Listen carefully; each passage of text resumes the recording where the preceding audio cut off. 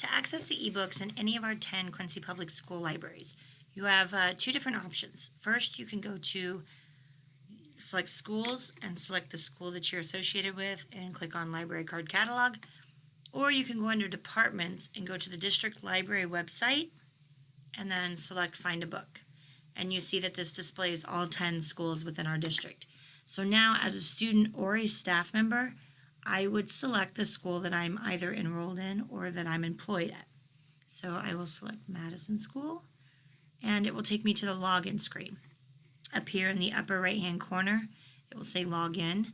I notice it says Welcome Madison Library, so I'll go ahead and click Login. For all district staff, you would use your district login credentials, so your username and your password. For all students in grades K3, you use your ID number and the password book172. So all 7 buildings, kindergarten through 3rd grade students, the password is book172. For Baldwin Junior High and Senior High, you use your ID number and whatever password that you use to log on to your school computer.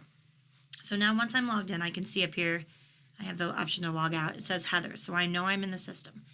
And so if I want to access the books, if I click search right here, this will actually search the entire library, including the hard copy books, which is fine if you just want to see what's available in the library. But if you actually want to read something online, do realize that this is not just going to find the ebooks. This will find textbooks which are not available to read online. So if I want to find the ebooks or the interactive books, I would select one of these two options. I'll start with the interactive books. These are called Lightbox Books. And at each of the elementaries and Baldwin, there's approximately 26 books in each school. And these Lightbox books are completely digital, interactive books. So within the book, they include audio, they include built-in videos, they include web links and slideshows and transparency overlays. They also include like Google Earth or Google Maps. So if I'm studying about Africa or blizzards, I can go to my Google Maps and it will actually take you on the ground, and you can have like a 360 view of whatever you're studying, and you can kind of like walk around and navigate a little bit. So these are the Lightbox Digital Interactive. If you want to look at one of these, you just simply click Open, and then you start to browse through the book. Now, if you notice in the corner of each of these books, there's a blue triangle with an infinity symbol. And what this means is that this is an unlimited access copy. So essentially every kid in Madison could use this book at the same time. You don't have to worry about somebody else having it checked out and it's not available to you. So you always have these available if you want to use them. Now, if I want to go back to the general ebooks, these books are not the digital interactive books, they're just regular ebooks. So I see that Madison Library has 560 ebooks available to it. And this is approximately the same with each of the K3 buildings. Baldwin Junior High, Senior High, they vary in number. So I could just simply scroll through the books and look and see what's available in Madison, which will take quite a while. Or I can go here and I can filter my search. So this will actually filter simply the ebooks. It won't go back into the regular library and search the hard copy books.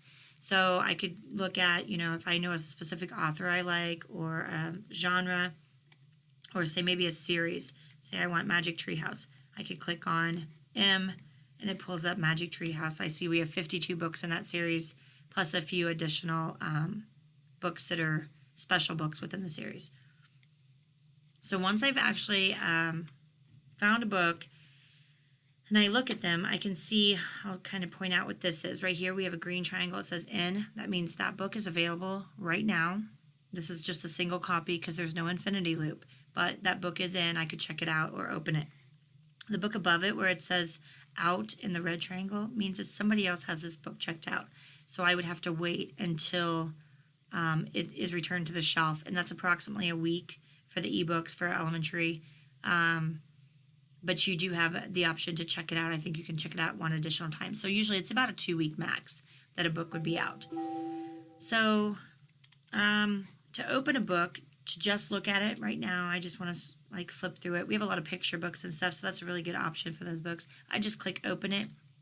It would open the book, I look at it, and then when I closed it, it automatically goes back on the shelf. If I actually wanted to check a book out, I would click check out, and it would actually check it out to me. And I just checked this one out. It says it's been checked out till March 15th. So now no one else can use this book. As you see, it says it's checked out. So now if I open this book, I'll go through some of the features within each of the ebooks. And they vary depending on the book, some of the functions that it allows you to have. But this particular book, right now you can see it's laid out. It's got illustrations. It's laid out, 2-page format. And one thing I can do is I can bookmark it. So if I'm reading it, don't finish my book, I can bookmark it so I go back to the same page the next time I open it. For some of the controls within the book, I notice that I can zoom in if it's too hard to read, if it's too small. I can fit the height or stretch the width on my page. I can make this a single page if I prefer to only have it on one page, or if I like the 2-page traditional book format, I would leave it like that. You also have the option to take out the images if you wanted to. I can change the background colors if reading like bright white screen is too, hard on my eyes or whatever.